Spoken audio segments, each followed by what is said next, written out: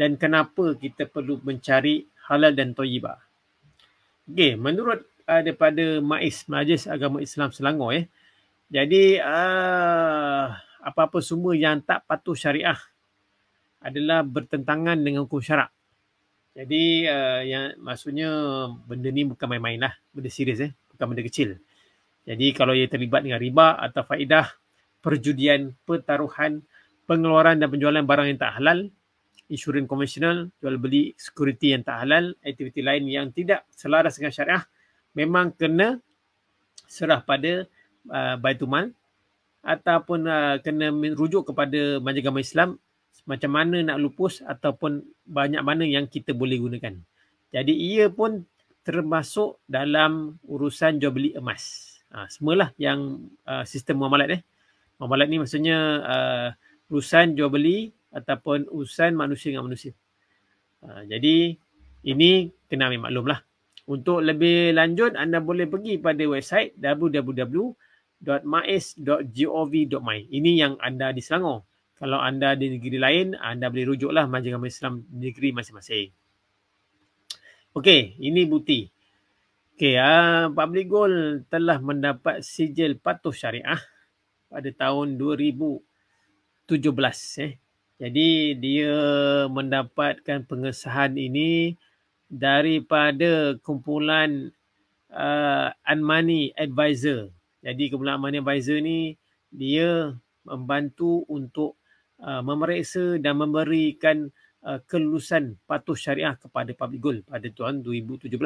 Ini sijil Jadi kita ada yang warna kuning tu pada 2016 ialah urusan jual beli emas, dan warna bawah tu warna silver ialah urusan jual beli perak. Jadi memang dengan kata lain sebenarnya anda letak duit, anda dapat emas lah. Itu secara umumnya dan jadikan dia patuh syariah. Yang mana yang beli ansur-ansur ini hukum syarak beli ansur-ansur anda bayar, katakan anda bayar 6 bulan, anda baru bayar sekali dapat emas, itu dikatakan tidak patuh syariah. Jadi hukumnya tidak boleh agama kita, dan urusan jual beli itu tidak sah di sisi undang-undang agama Islam. Ini pada pandangan orang kata Majlis Agama lah. Jadi siapakah itu Amani Syariah Advisory? Okey, Syariah Advisory dia adalah pakar dalam Islamic Finance Solusi. Jadi dia tertakluk dalam perundangan dalam bidang ni ialah Syariah Advisory dan Konsultansi. Jadi dia memang arif lah dalam bidang syariah ni, dalam jual beli, dalam apa-apa juga dari segi muamalat Islam. Jadi dia punya executive member dia Datuk Dr. Muhammad Daud Bakar yang telah menyerahkan sijil patuh syariah kepada Public Gold pada tahun 2017 lah.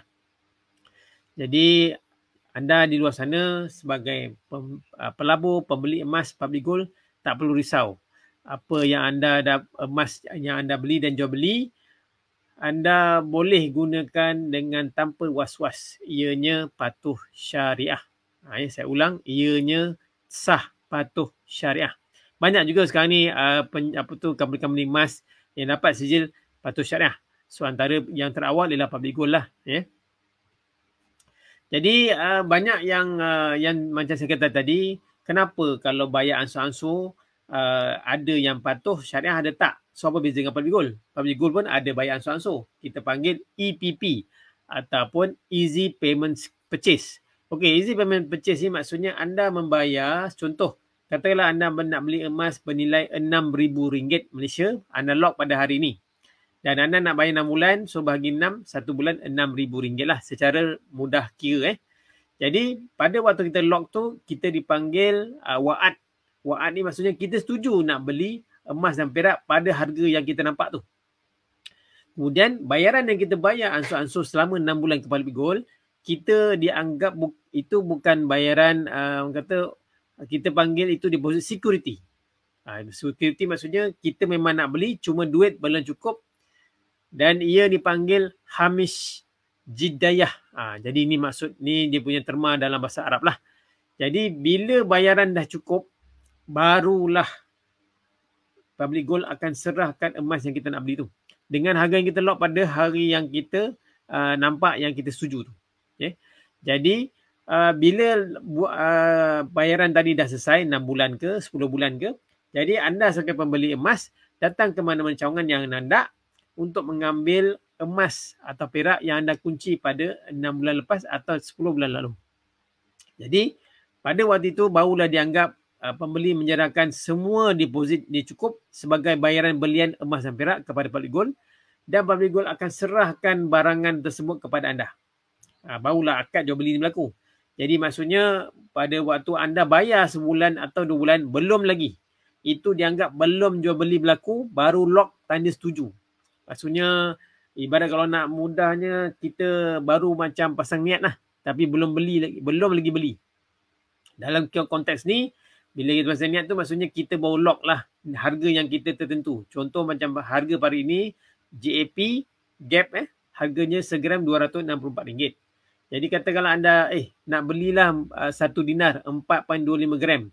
So nak beli, jadi kita convert contoh dalam bentuk EPP. Cuma makluman anda untuk emas 1 dinar anda tak boleh guna EPP. Anda kena beli emas 5 dinar ke atas baru boleh guna EPP. Kalau nak beli bawah pada tu boleh simpan sikit-sikit serendah RM100 dalam akaun gap, dan bila cukup berat yang anda hendak tu baru boleh keluar ikut pada jenis emas yang anda nak lah, sama ada dinar atau gold bar. Jadi inilah penjelasannya macam mana kaedah yang digunakan oleh public gold dalam urusan jual beli emas dapat sijil patuh syariah.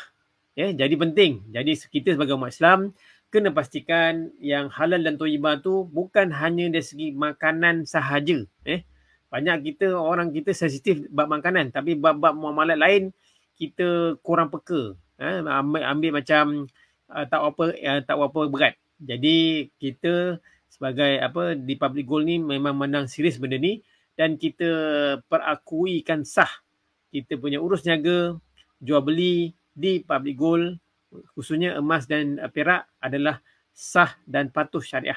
Jadi tak perlu was-was, anda boleh beli dan jual semula dengan duit tu ialah halal anda gunakan untuk apa-apa saja.